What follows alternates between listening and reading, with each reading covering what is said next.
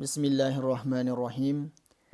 Valiylik va G'avsul Azam hazratlari haqida ikkinchi qism. Shuning barobarida o'zlari ham Bag'dodning mashhur mashoyixlarida ilmlarini mustahkamladilar. Ularning bir jamoasidan hadis eshitdilar. Abu G'olib Muhammad al-Boqiloni, Ja'far Siroj, Abu Bakr ibn Susan, Abdurrahmon al-Qazzoz, Ali Karxi, Hibatulloh ibn al-Muborak ibn Bayon, Abu Tolib ibn Yusuf, Abu Zayti va boshqalar u zotga ustozlik qilishdi. Qur'on, usul, furu ilmlarini Ali ibn Uqayl al-Hanbari, Mahfuz Kolizani, Muhammad ibn Husayn ibn Muhammad ibn Farro Hanbali va boshqalardan o'rgandilar. Odob ilmini Yahyo ibn Ali Tibriziydan, tasavvuf ilmlarini Shayx Hammod ibn Muslim Dabbosdan o'rgandilar. Tasavvuf xirqasini qozi Abu Said Muhrimiydan kiydilar. U kishida mashoyixlar silsilasi mavjud bo'lib, bu silsila quyidagicha edi. Shibli, Junayd, Sirri Saqoti, Ma'ruf Karxi, Dovud Toyi, Habib Ajami, Hasan Basri, Ali ibn Abu Tolib. Bu kishining qalbida jiddu jahd va riyozatlarga nisbatan muhabbatni uyg'otgan zot Hammod ibn Muslim Dabbos bo'ladilar.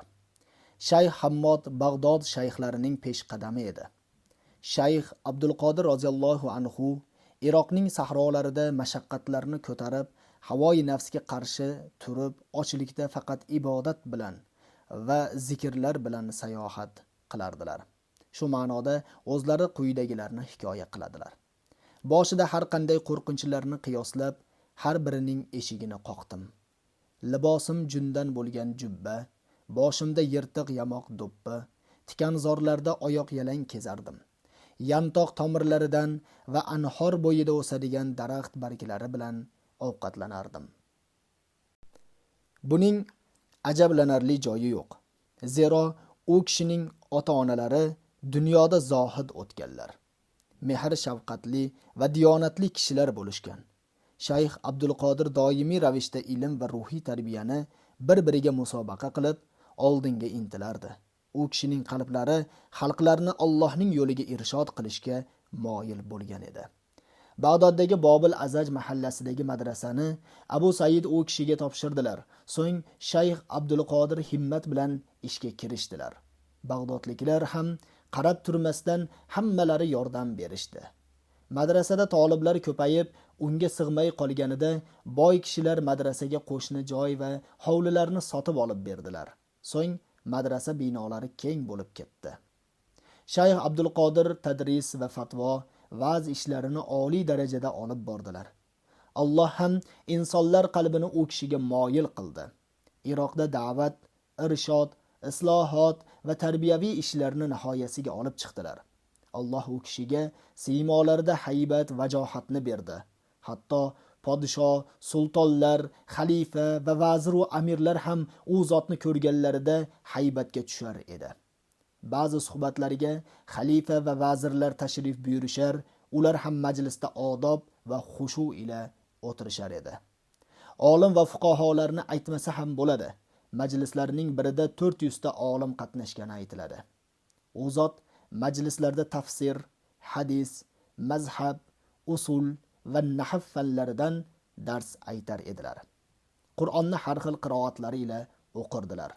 Ikki mazhab, Shofiy va Ahmad ibn Hanbaliga asoslanib fatvo berardilar.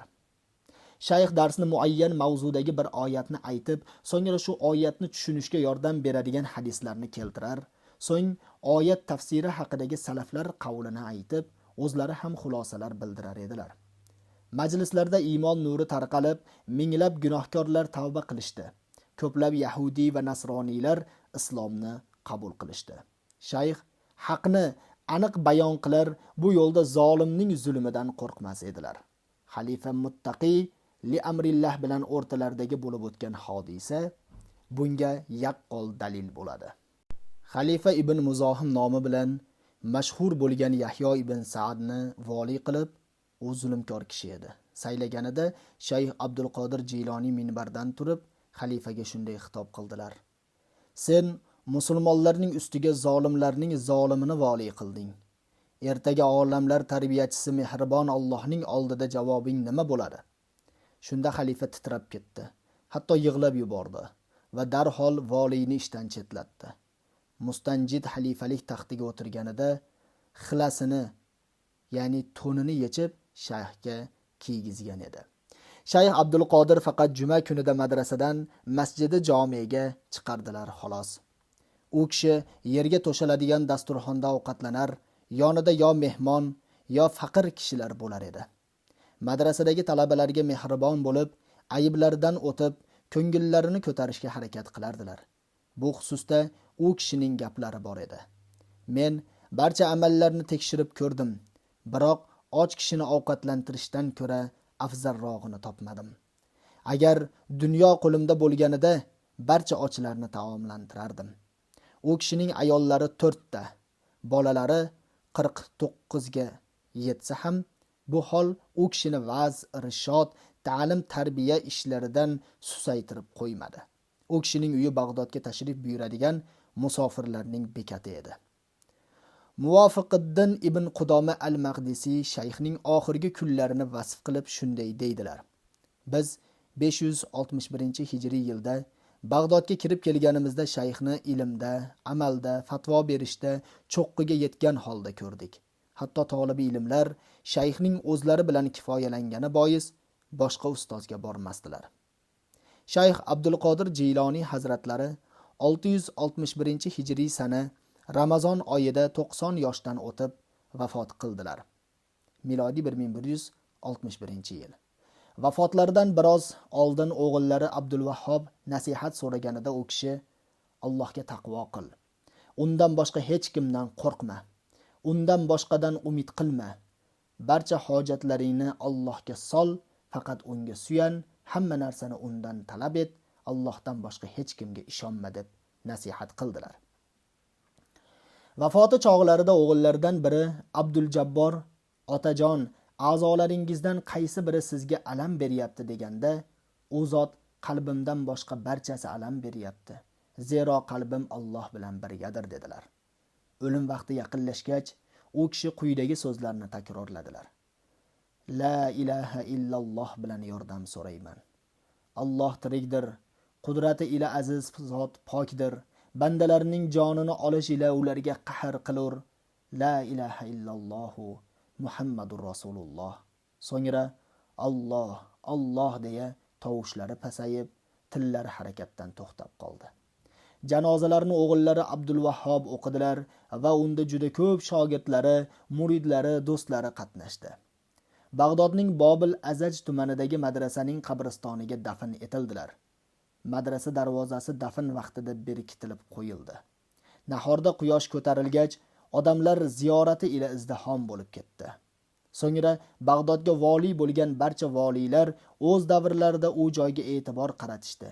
Uni kengaytirib, chiroyli ziyoratgohga aylantirishdi. U kishidan juda ko'p asarlar meros qoldi. Ularda ilmiy bahslar, o'sha davr musulmonlarining mushkulotlari tahlili, fatvolar bayon qilingan. Birinchisi Ig'osatul Orifin, ikkinchisi Avrodul Jiloniy, uchinchisi Odobus Suluk va Tawassulu ila manazilil muluk, to'rtinchi Tuhfatul Muttaqiyya va Sabiyul Orifin, beshinchi Jilaul Xotir fil botin va zohir, oltinchi Hizbur Rajo val Intaho, yettinchi Al-Hizbul Kabir, sakkizinchi Duoul Avrodul Fathiyya, to'qqizinchi Duoul Basmala, 10-chi Ar-Risolatul G'avsiyya, 11-chi Fathur Rabboni val Fayzur Rahmoni va boshqalar.